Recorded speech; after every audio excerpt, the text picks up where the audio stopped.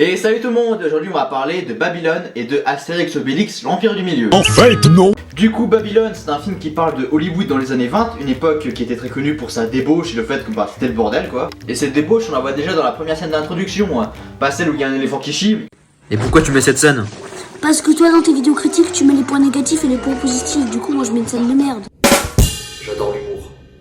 Mais celle dans la fête, où on voit vraiment, il y a du sexe de partout et c'est le bordel quoi. Bordel qu'on retrouve aussi dans les tournages avec par exemple le fait qu'il y ait des gens qui meurent durant un film et aussi qui s'arrêtent pas de prendre de la drogue et de boire. Et tout ça s'arrête quand Warner Bros invente le son, du coup les films ne sont plus muets. Et les acteurs doivent du coup s'habituer à ça et beaucoup n'arrivent pas étant donné qu'il y a beaucoup moins de liberté de jeu avec le son. Et à partir de ce moment là, le rythme du film devient beaucoup plus lent alors qu'au début c'était rapide, il y avait de la musique de partout. À partir du moment où il y a le son qui arrive, et ben tout est triste. Et ça bien sûr c'est un parallèle avec la révolution que le cinéma est en train de subir aujourd'hui, avec les plateformes de streaming et le fait que les gens vont de moins en moins au cinéma.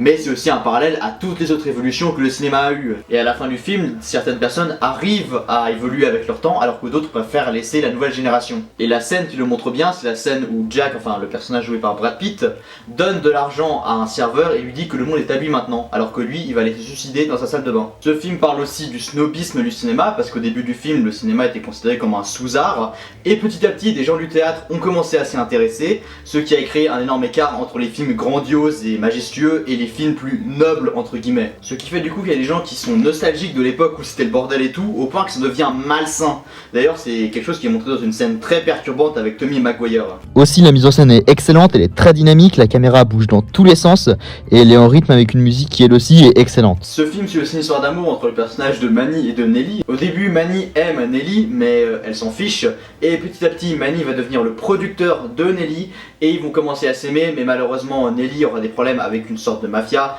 et va se faire tuer. Manny va du coup refaire sa vie, il ne va plus jamais retoucher au cinéma, mais un jour il décide de retourner quand même dans une salle et là il y a une scène très belle où on voit toute l'évolution du cinéma des premiers films de Georges Méliès à Avatar et Manny lui il pleure et du coup c'est ça Babylone en fait, c'est un film qui parle du cinéma et à quel point c'est beau. Du coup en conclusion c'est un film très beau qui parle du cinéma en général. Il y a peut-être des gens qui vont pas trop aimer parce que ça fait un peu Hollywood qui dit regardez on fait mieux que tout le monde, achetez des billets s'il vous plaît, mais à mon avis ça parle du cinéma en général quoi. Et c'est dommage que Babylone ait fait un pis de box-office, mais bon ça accentue encore plus les propos du film qui dit que le cinéma est en train de subir une révolution avec les films d'auteur qui sont en train de bider de plus en plus et qui vont sûrement finir sur plateforme de streaming et les cinémas pour les grosses licences. Et voilà c'était mon avis sur Babylone, sûrement le premier chef-d'œuvre de cette année, à la prochaine fois.